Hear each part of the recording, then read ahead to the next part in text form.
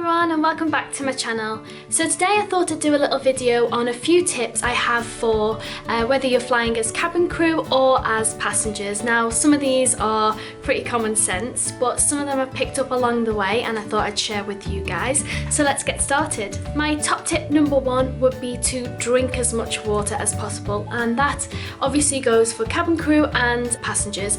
Now this doesn't mean just drinking throughout the flight, it also means before and especially after the flight, because as I've said in many of my videos, especially myself, I suffer, my skin suffers from the dry air on board, and I just find that drinking as much water as possible really helps for me. I tend to do this during the flight, drinking as much as I can, but then also once I get down route or once I get home, make sure I carry on drinking just to replenish my skin and get the hydration back into my body and my skin.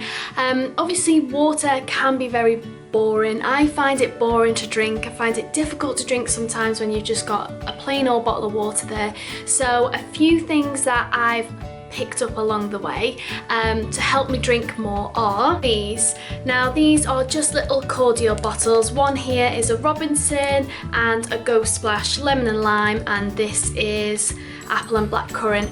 Now these are quite pricey. They range from about £1.50 to as much as £2.50, and I know that's ridiculous for a little bit of cordial or just a flavour for your water, but it really helps me. They are miniature size so that they will fit inside your liquids, which is great for me because obviously even as cabin crew we have to stick by the rule of 100ml in your liquid bags, just like any person travelling. Another thing I like to do is add lemon, a good few slices of lemon, maybe a bit of ice to really get the water nice and cool, and that is a really nice drink. And also add in a bit of either apple juice or cranberry juice just to give that water a little bit of flavour so it's not boring, and I'll find I'll drink a lot more through the flight. My second tip, again this is a big one for me, and it's sleep. Whether you're travelling, going on holiday or doing a long haul, or whether you're cabin crew and you're doing earlies to lates, or you are doing a long haul flight, sleep is vital. I really struggled with it when I started flying. Any long hauls, I found myself, especially if I was going to America, I was waking up at 3 o'clock in the morning. For earlies, I couldn't sleep, so I've sort of got myself into a bit of a routine, and I thought I'd share this with you. If I'm on an early, say on the Monday, and I've got a day off the Sunday, that Sunday, my last day off, make sure I get up really early on the Sunday. So I probably average about 6 hours sleep that night, but I do that just so that I know come Sunday night when I need to get up early on the Monday, I will sleep right through and I've had a good 7-8 hours sleep. That just works well for me because I know what I'm like getting up for an early. The night before I used to be awful, and still sometimes there's not a chance I'll sleep. And when I say early, I mean it can be anything from 3 AM in the morning up to about a 6 AM wake up. I just find it so difficult to get a good night's sleep, but I found that getting up early the day before really works for me and gives me that good 7-8 hours. If I'm on a long haul and it's not checking in till late in the evening, I'll make sure I'll sleep as long as possible that day. And there's been times I've slept, I'm not gonna lie, till midday, 1 PM, which is great because you're going to be on a night flight and you will really benefit from having that good few extra hours sleep. No, sometimes it's not ideal if you're on a set of earlies coming home and napping in the afternoon, but if you're struggling to get sleep when you're meant to, like, you know, in the evenings, sleep when you can, have a little nap. It'll give you that little bit more of energy for the rest of the day and hopefully help you sleep then for the evening, but don't fight it. This is what I've realised over the years. Sometimes I would stay awake as long as possible because I think to myself, if I go to bed now, I won't sleep right through, but the best thing to do is just sleep when you can. So yeah, sleep is a really big thing for travelling as a passenger, but definitely for cabin crew, you need to just get as many hours in as you can. My third tip would be food. There can be days where you have gone all day without eating just because your day can be so hectic as cabin crew. Like I said before, if I'm on a late check-in, I like to try and sleep in as late as possible, and sometimes I sleep in that late that I don't actually give myself enough time to eat. So that there have been times where I've got up, you know, 11, midday, I'm checking in about 3 p.m.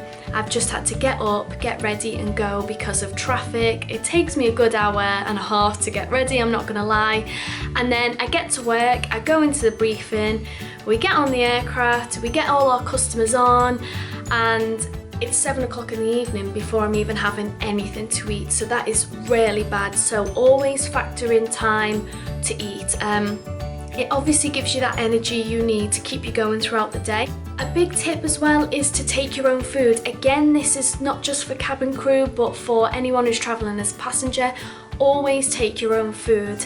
I like to take some fruit and a salad just so I know I've got that food and I'm going to be able to eat, because you might get on board and they might be offering you food that you don't actually like, or you're allergic to certain things. So always take your own food, whether it's just a bit of fruit or some snacky bits, like a couple of biscuits or some nuts or anything. Make sure you're always eating well before a flight, because it'll just give you your energy to get yourself through the day. My number 4 tip is a good moisturiser. Again, I go on and on about how dry my skin gets whilst I'm on board. Air conditioning on board just really seems to just sap all the moisture out of my face and my hands as well. So I've got a couple of moisturisers here that I find have really worked well for me. The first one is the Clinique one. It's just the basic Clinique one, dramatically different moisturising lotion. It's a lovely thick texture and it really keeps my skin hydrated throughout the day. If I've got a bit of sensitive skin going on but I need a lot of moisturising, this Yes to Cucumbers is great. Daily calming moisturiser for sensitive skin and soothing. And another one which is just amazing, skin repair moisturiser from Lizelle. This is a normal to combination one. It is a different one than what I normally get. I normally get the dry sensitive skin, but again, this is a great moisturiser, just keeps you hydrated and just really works well with my skin, so this one's a good one. What I like to carry with me is this as well, which is the Body Shop Vitamin E Face Mist, and I just like to use this throughout the flight. If obviously I've got my makeup on, I can't just go and put moisturiser on top of that, so a couple of spritz of this just puts the hydration and everything I need back into my skin. So this is a winner for me. 5th tip is exercise. I love to go to the gym while I'm at home or while I'm en route. I find that having a good gym session or a good run really helps me sleep as well that night, but also it just gives me some me time. It gives me time to just relax and forget about work, and being cabin crew can sometimes, it can really get on top of you. You'll find sometimes it can be really demanding. You're away, you can be away all the time, or you're just working long blocks, 6 and 7 day blocks. And I just find taking the time out to go for a bit of a run or a walk or go to the gym just makes me feel normal, because I always think that sometimes being cabin crew, it's such a strange job because you're going from different country to different country and you're swapping through time zones, that sometimes your body can be just a mess. So definitely keeping fit and going to the gym will always be an advantage. My 6th tip would to also make time for friends and family. Again, this can be so difficult because you can be away or you can be working a whole week. You seem to always miss out on every party, every birthday, Christmas, everything. You just miss everything. Always make time for friends and family for a catch up, because it will make you feel like you're not always away and you're not missing out on things. And being cabin crew, everyone thinks it's really glamorous and you're sitting on a beach and you're going shopping, which yes, sometimes you are, but it can be the loneliest place. So making friends on your flight is a big thing as well. Make sure you're really interactive, because you just would not want to get en route and you not see anyone until you're checking out to go home, because it will just make the job 10 times harder. Stay in contact with your friends outside of work and your family, because it'll really make a big difference to the job if you feel like you've still got that part of your life as well. My 7th tip would be, again with the whole feeling dehydrated and your skin, is to make sure you've always got a hand cream in your liquids bag. And these are just two. This is the Jergens Ultra Healing Extra Dry Moisturiser, and this is a Soap and Glory hand food. Just little ones, both less than 100ml, so you can pop them into your liquids bag. Again, this goes for cabin crew or if you're travelling as a passenger.